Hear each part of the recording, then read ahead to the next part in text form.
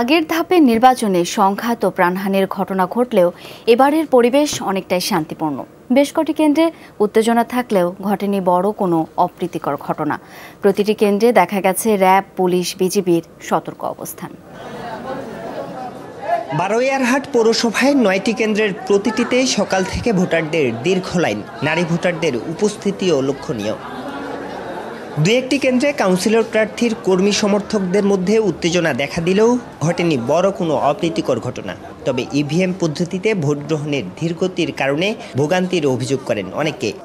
অন্য ভারত থেকে এবার ভালো দেখা যাইতেছে, সুস্থ হবে আশা করি। ওরা যেভাবে বলছে সুন্দর করে দেওয়ার জন্য, যে প্রতীককে মান চায় ওই প্রতীককে দেওয়ার জন্য বলছে, দিছি ওই প্রতীকে। একটু স্লো চলছে আর কি, কিন্তু এমনি সুশৃঙ্খল আছে সবকিছু। চিনে দিতে হবে যারা ভোটিং বা প্রিসাইডিং অফিসার, ওরা কিন্তু দেখা দিতে হবে যে এটা এইভাবে এটাই হবে, নাহলে এই জন্য এটা হচ্ছে। বারৈয়ারহাট পৌরসভার সব কেন্দ্র থেকে ধানের শীষের এজেন্ট বের করে দেওয়া হয়েছে বলে অভিযোগ বিএনপির প্রার্থীর। তবে অভিযোগ অস্বীকার করেন আওয়ামী লীগের মেয়র প্রার্থী। ওই প্রার্থী বিভিন্ন কেন্দ্রে কিন্তু ঘুরাফেরা করছে, তো ওই রকম অভিযোগ তো আমরা দেও নাই আর আমরা দেখিও নাই। গতকালকে থেকে চারিদিকে বোমা হামলা, নেতাকর্মী যারা সম্ভাব্য এজেন্ট ছিল তাদের বাড়িতে। মিরসরাই পৌরসভায় মেয়র পদে আওয়ামী লীগের প্রার্থী বিনা প্রতিদ্বন্দ্বিতায় জয়ী হওয়ায় ভোট হয়েছে শুধু কাউন্সিলর পদে। রাঙ্গুনিয়া পৌরসভা নির্বাচনে মেয়র পদে লড়ছেন আওয়ামী লীগ এবং বিএনপির প্রার্থী।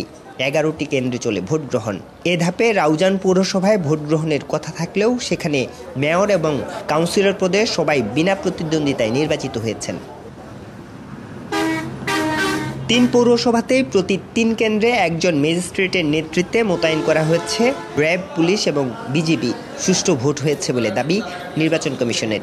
যতটা কেন্দ্রে দেখছি এরকম পরিস্থিতি দেখি নাই যে এক প্রার্থী আরেক প্রার্থীকে ধাওয়া দেওয়া বা ইয়ে দেওয়া। আর ভোটারদের তো চোখে পড়ার মতো আপনারা সব কেন্দ্রেই দেখছেন বিশাল লাইন। একটি উৎসব মুখর পরিবেশে এবং বিপুল সংখ্যক ভোটার, বিশেষ করে মহিলা ভোটারের উপস্থিতি লক্ষণীয়। আরিফুর রহমান সবুজ, যমুনা নিউজ, চট্টগ্রাম।